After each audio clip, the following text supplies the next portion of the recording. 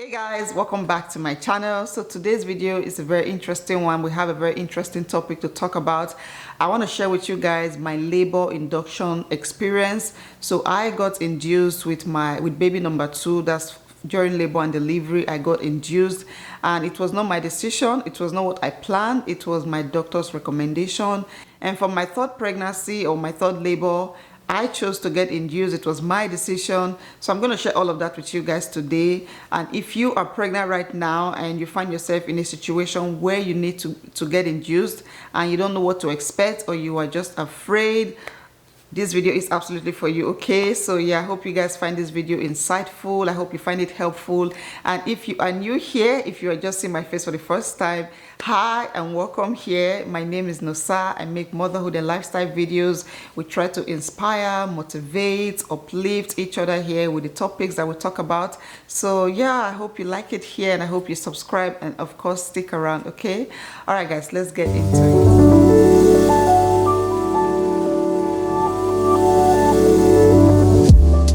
So there are several reasons why a woman can get induced, and I'm going to be speaking from my experience, which I wrote down here again. So number one is either you or your baby is at risk. So you can't just ask to be induced if you and your baby are okay. There has to be some kind of risk or concerns that will cause your doctor to recommend that you get induced. Another reason is once you get over 40 weeks, once you're at 40, 41, 42 weeks pregnant and there is no sign of labor, the baby is just comfortably sitting in there and you are not feeling any kind of contraction, then your doctor will recommend that you get induced. Because once you get to that 40-week mark, once you get to the very end of your pregnancy, your placenta is not able to deliver enough oxygen to your uterus, and that is very, very risky for your baby's life. That fact is, once you get to your third trimester, especially if you have hit 38, 39, 40 weeks, your baby starts growing rapidly. Okay, for me, I usually notice that I become heavier, my weight just increases, the size of my tummy even increases. It is even difficult for me to climb upstairs, move around, do things that I can easily do before, and that is because the baby starts growing rapidly. Okay, and having a big baby is beautiful. Everybody wants to have a healthy big baby when they deliver, but sometimes this can come with a lot of complications. Some women find it difficult to push out a 10-pounder baby, a 4.5 kg baby. Okay, so a specialist or your doctor would recommend that you get induced to kickstart labor and eventually have your baby. So those are three reasons, the three things that I experienced that caused me to get induced during my labor and delivery. So now I want to talk about what actually happens during labor induction. Okay, there are different methods and I'm going to share that with you. So for me, when I got induced, I was over 40 weeks pregnant and I wasn't showing any sign of labor. I was dilating down there, but there were no other signs. And the day I had her, the day I actually delivered my baby, I went for just a normal checkup, and that was when the doctor noticed that my baby's heart rate was going down. It was not consistent. It was very low, lower than the expected number that it should be. And that was a huge cause of concern. And they freaked out. Both the doctor and the nurse freaked out, and they immediately referred me to the delivery room and, even recommended that I get a C-section immediately. My baby's life was at risk. And I was like, huh? That was not what I planned for. That was not what I was looking forward to. I was looking forward to, a vaginal delivery like my first. So when the doctor said that, I was just thrown off balance. Anyway, I went in there and they continued to monitor the baby's heart rate. They were also preparing me for the theater where we were going to do a C-section. So they checked everything and they said I could get induced, and they will be watching me and watching the baby's heart rate. So we still had the two options. We were going to try to have a vaginal delivery, and if that did not work, then immediately they were going to send me into the theater.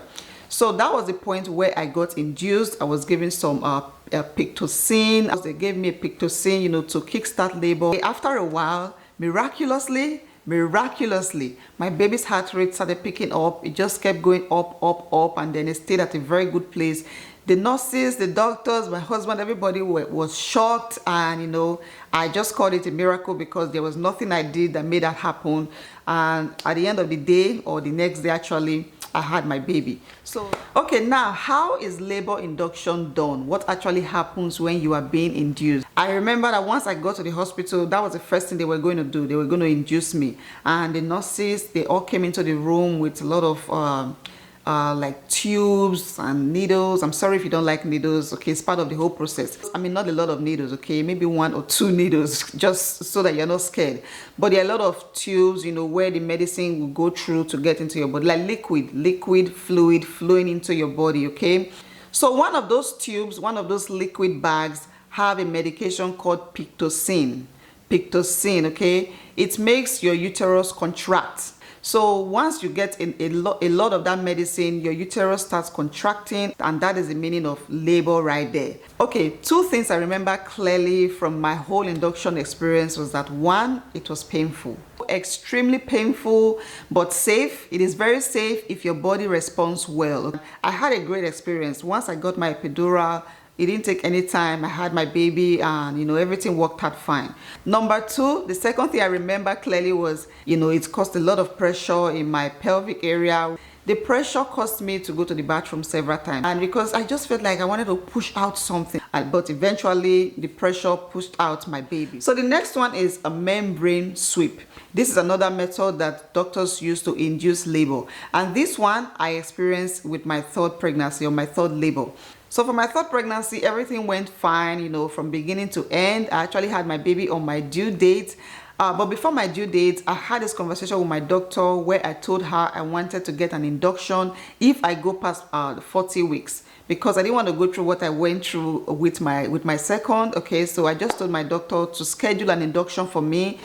So during the membrane sweep, your doctor would wear a glove, and then they will stick their hand into your vagina, you're close to your uterus, okay? So there's a sac, the amniotic sac, where your baby stays, and there's like a wall or a membrane, something like that, inside your body. So your doctor will kind of stick their finger between the sac and the wall of your uterus and just do like a sweep, okay? I don't know what happens in there, but this is what my doctor explained to me, and you know, this is what I experienced. And this process can only happen once your cervix has begun to dilate.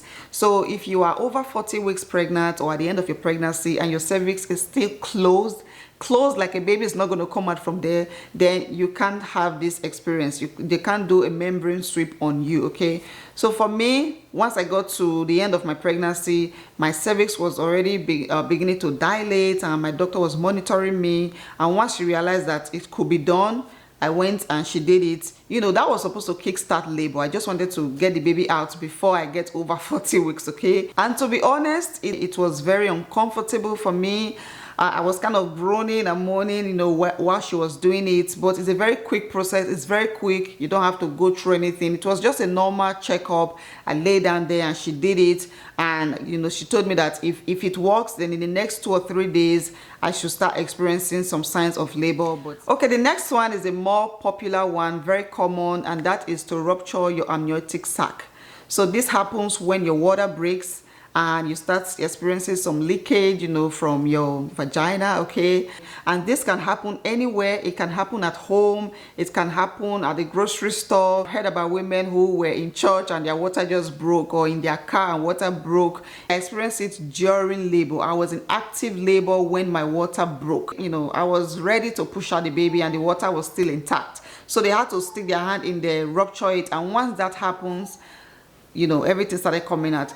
And the amniotic sac rupturing is one of the biggest signs that labor has started. So if you are anywhere, if you are pregnant and you are anywhere and you notice that your underwear is wet and you just think it's pee, please don't think. You want to make the right decision once you notice that you are wet and you are dripping consistently. And even if you're not feeling any pain, even if you're not feeling any kind of contraction, once your water breaks, then you are ready to have that baby. Another way that doctors induce a woman is by giving a medication called prostaglandin. This medication helps to soften your cervix so that labor can eventually start. I'm not sure if I've ever been given a prostaglandin because I've always had a soft cervix, a dilated cervix, okay? So I don't think I've ever experienced this, but this is another method of inducing a woman for labor to start. And by the way, I have a video where I shared how I induce my labor, prepare my body for labor and induce labor naturally. So if you are pregnant right now and you are looking to doing things naturally, then go watch that video. I'll leave the link in my description box, okay? Okay, the last thing I'm going to share, I wrote it down here, is the timing. How long it takes for a medicated induction to kickstart labor. And from my experience, which is what I wrote down here, is about 36 hours, okay? Now, it can take from 36 hours to 2 to 3 days, okay? It all depends on your body and the kind of treatment. If you are doing a membrane sweep, maybe it can just take a few hours for your baby to come. If you're taking like Pitocin, maybe it can take, 5 hours before your baby gets here. If your water breaks, maybe it can take like 30 minutes and your baby is here. So it all depends on the kind of medication and your body, how your body handles the whole induction thing. Okay, some other things you need to know when you get induced medically is that you will be in the hospital for a while.